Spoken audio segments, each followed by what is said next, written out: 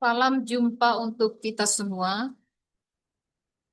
Saat ini kita akan mempelajari materi tentang metodologi penelitian yang di mana materi ini menyampaikan tentang metode kualitatif tentang analisa fenomenologi yang dikembangkan oleh Bogdan dan Taylor dengan dosen pengampu Profesor Dr. Helmut G. Bunung MPD. Dan saya, nama Sylvia, NIM 243253026, Prodi Pastoral Counseling. Materi A. Pendahuluan. B. Tahapan-tahapan fenomenologi. C. Uraian dari masing-masing tahapan. D. Badan analisis data secara fenomenologi. E. Kesimpulan. Yang pertama, A. Pendahuluan. Analisis fenomenologi yang dikembangkan oleh Bogdan dan Taylor, penganut paham positivisme, berusaha mencari fakta atau sebab musabab, proses gejala sosial melalui metode survei, kuesioner, inventory, dan analisis demografi.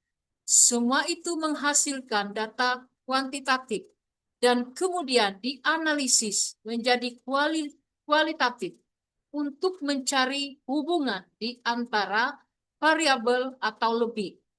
Sementara itu, fenomenologi berusaha mencari pemahaman dalam kurung understanding melalui metode kualitatif dengan cara melakukan pengamatan partisipasi, wawancara terbuka, dan dokumen pribadi. Secara aplikasi, Bogdan dan Taylor memberikan arahan bagaimana peneliti secara fenomenologi memiliki 3 tahapan metode penelitian secara fenomenologi menurut Bogdan dan Taylor. Yang pertama, tahapan pralapangan.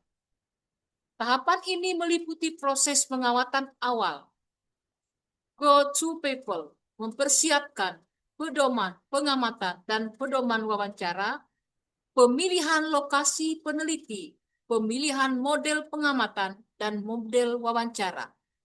A. Pengamatan awal, go to people. Peneliti perlu melibatkan diri dalam kehidupan subjek. Kemudian peneliti harus mengidentifikasikan diri dan bersatu rasa dengan kehidupan subjek, sehingga dapat mengerti mereka dengan menggunakan kerangka berpikir mereka. Bagi Bogdan dan Taylor, kegiatan pralapangan, kegiatan awal mengunjungi beberapa kali ke beberapa tempat tanpa berinteraksi dengan subjek. Kelebihan dari metode ini, peneliti dapat memperoleh pengetahuan yang bersifat umum tentang berbagai lingkungan, kelemahannya. Peneliti mengorbankan kesempatan untuk menanyakan berbagai hal kepada subjek. B. Mempersiapkan pedoman pengamatan dan wawancara. C. Memilih lokasi peneliti dan cara memasukinya. Dalam memilih lingkungan peneliti dengan pendekatan fenomenologi harus memenuhi syarat substantif maupun minat peneliti. Lokasi tersebut masih terbuka dan dapat dijadikan tempat peneliti. Tidak terikat pada adat tidaknya gatekeeper atau juru kunci yang bisa membawa kita masuk pada komunitas yang dituju, kecuali lingkungan yang spesifik. Gatekeeper adalah orang yang mempunyai wewenang memberikan izin kepada orang lain untuk memasuki lingkungan atau organisasi tertentu. Ketika tidak ada penjaga pintu, peneliti hendaknya memperkenalkan diri. Maksud dan tujuan peneliti agar subjek tidak ragu dengan maksud peneliti terutama jika subjek yang diteliti melanggar hukum atau membahayakan kepentingan umum. D. Pemilihan model pengamatan. Menurut Bogdan dan Taylor, model pengamatan bisa meliputi dua macam, yakni pengamatan terselubung dan terbuka.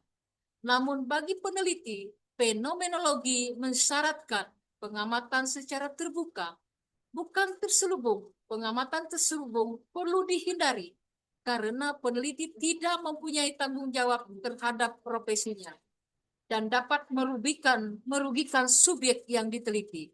Lain halnya dengan pengamatan terbuka, yakni peneliti dapat bertindak secara terbuka, dapat memungkinkan ia menggali dan mencari informasi, sehingga peneliti dapat mengatasi berbagai hambatan dan data-data yang diperoleh jauh lebih lengkap dan akurat. Dua, tahapan memasuki lapangan. Peneliti dapat menjalin hubungan dengan subjek atas dasar kepercayaan saling tukar-menukar informasi yang bebas dan terbuka. Peneliti adalah pihak netral yang tidak mempunyai persekutuan, khususnya dengan subjek. Tidak mempunyai hubungan dengan pihak luar yang dapat merugikan subjek. Peneliti hendaknya bersikap relatif pasif selama hari pertama.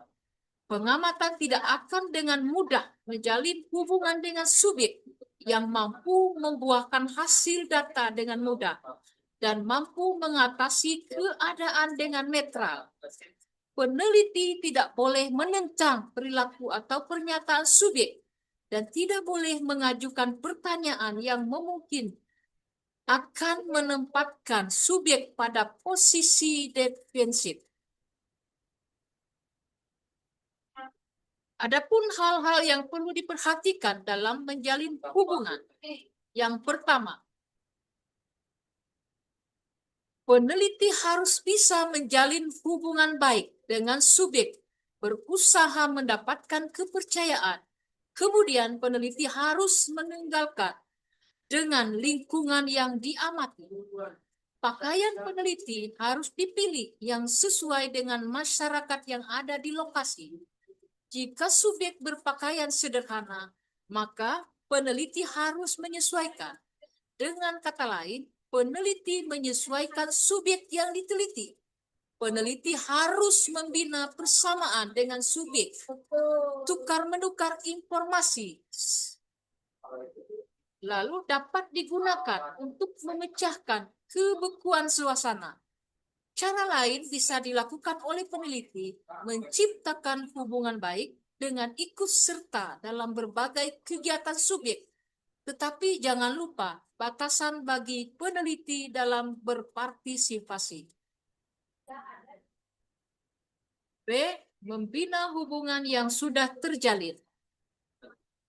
Dalam situasi yang ideal, pengamat atau peneliti Bogdan dan Taylor menggunakan kata-kata itu secara silih berganti mempunyai hubungan yang tulus dengan semua subjek. Kadang pengamat membina hubungan yang sangat erat dengan subjek yang mengetahui pengetahuan banyak tentang lingkungan yang diteliti. Pengamat mempunyai satu atau lebih informasi kunci yang dapat diandalkan dalam mendapatkan informasi yang lebih mendalam mengenai situasi lapangan dan bersedia menceritakan apa yang diketahuinya untuk menjaga keutuhan hubungan dengan subjek.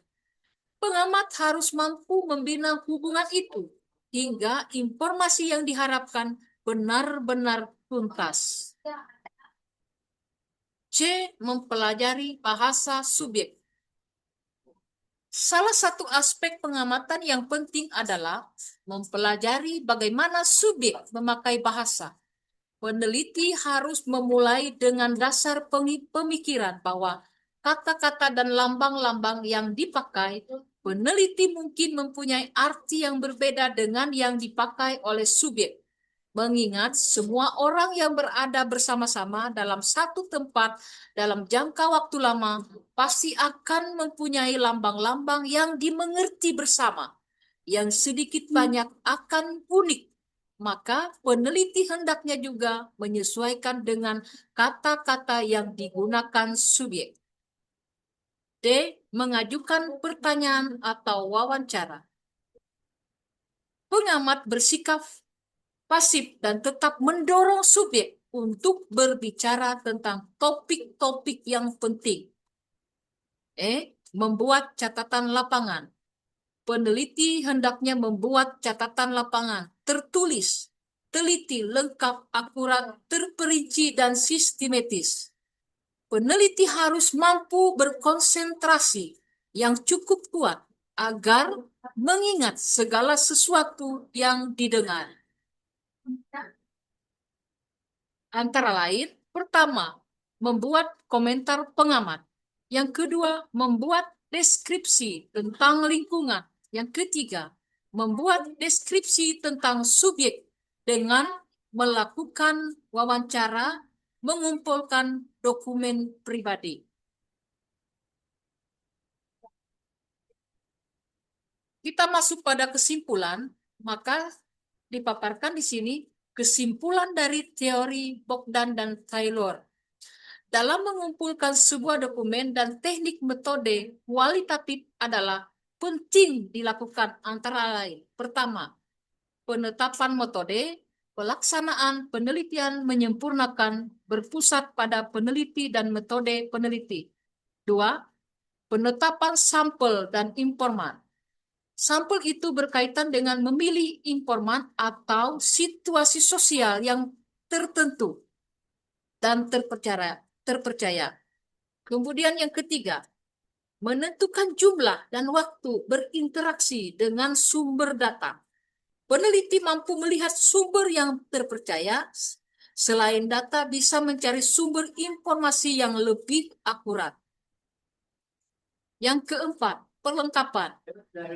Antara lain, perlengkapan itu bisa dibawakan seperti kamera, chip record, alat tulis, lembaran kertas, dan alat tulis lainnya.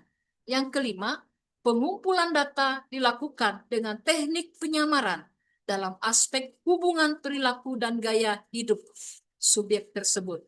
Yang keenam, pemeriksaan keabsahan data yakni derajat kepercayaan, keteralihan, dan kepastian. Demikianlah materi-materi yang sudah disampaikan berdasarkan teori fenomenologi yang disampaikan oleh teori yang dilakukan oleh Bogdan dan Taylor. Sekian dari saya. Sebelum saya menutupi presentasi ini, izinkan saya mengutip ungkapan Santo Thomas Aquinas yang berkata, Fides quaerent instellatio. Iman yang menolong budi karena indera tak mencukupi. Terima kasih. Salve.